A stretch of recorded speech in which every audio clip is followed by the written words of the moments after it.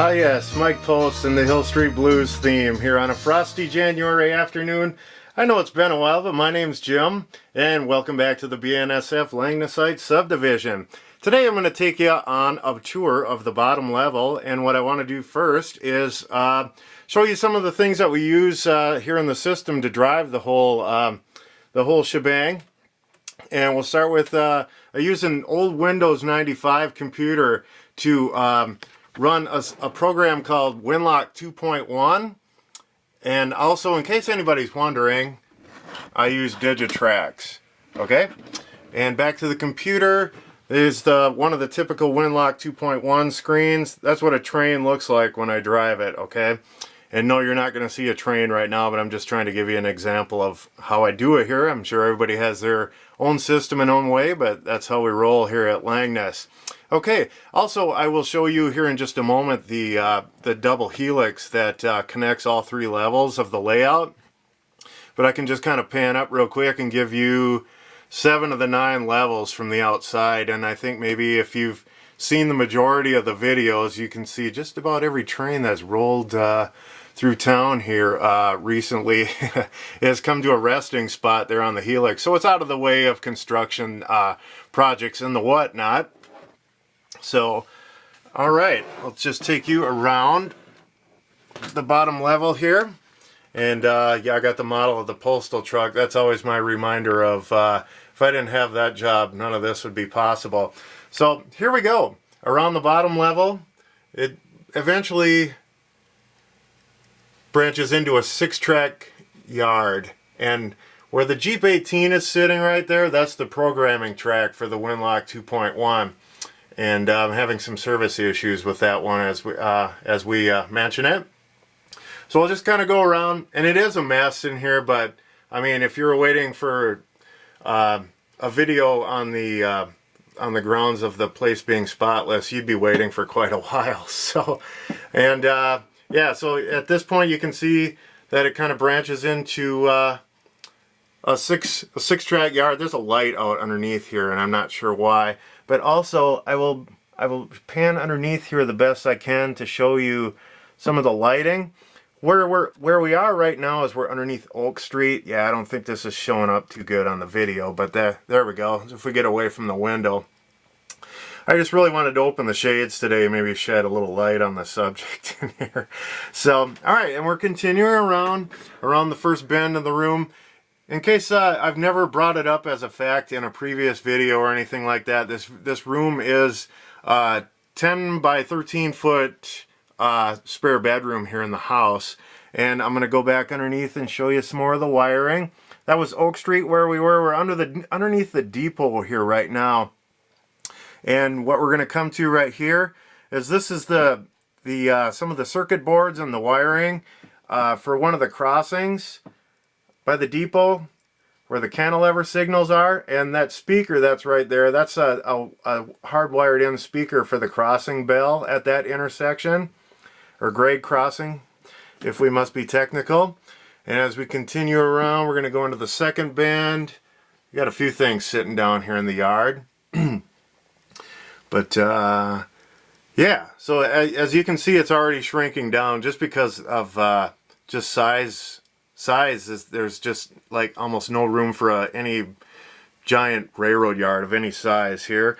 But right now we're under the Delaware Avenue grade crossing, and I'm maybe judging by the wiring that you saw previously. This was one of the first crossings that I wired, so the wiring's a little bit messy and excessive, but nonetheless it works, so I can't complain. So, and we'll continue around the bottom here. Okay, and I'm actually going to get out of my engineer's seat here as I have to continue around. Okay, and then what I'm coming to here now is the County Road 9 wiring. Yeah, and so you can see that also this one track is the one that goes all the way around, and there's just a hodgepodge of stuff sitting on here.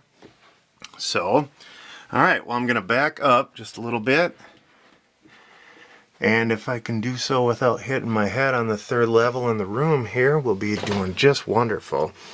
Okay, and like I said, there are 9 levels to this helix.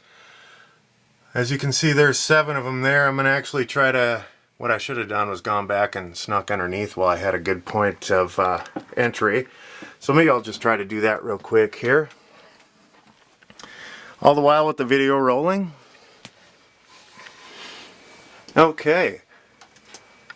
And basically, like I said, there's just about every train that's run over the past couple months since I came back from the desert is sitting here on the helix, and there's 9 levels, so lots of stuff sitting here waiting for a run through. I just gotta work on some more things here, and so yeah, there you have the bottom level basically in a nutshell. And yeah, also there's, I guess, a bottom storage level for stuff that kind of goes all the way around to way underneath. This is where I keep all my rolling stock and my locomotives down here on the floor.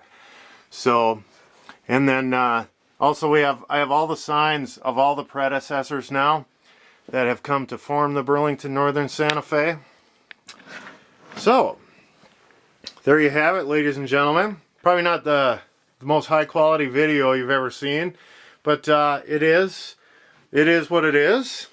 And well, actually I do want to show you one more other thing here that I kind of passed up, but what this is this is the stereo, and some of the good sound effects that you hear come from the 2-channel mixing board here, and a lot of the things I play come from the other laptop computer. And from the mixing board, there's I can feed in 2 sources, of course, and that helps. And eventually will help me get a 2-train sound capability, so I can like have sound effects for 2 different trains at one time and make it very, very realistic. Because I tried to use this, and this thing was kind of cool, but it had a really tinny, and it just didn't. The sound just didn't have any body to it whatsoever.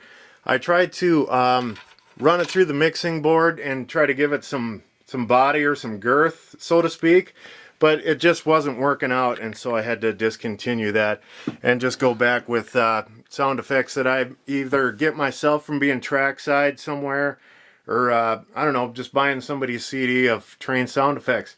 Well, basically, that's I can't think of anything else right this minute that will that I can tell you.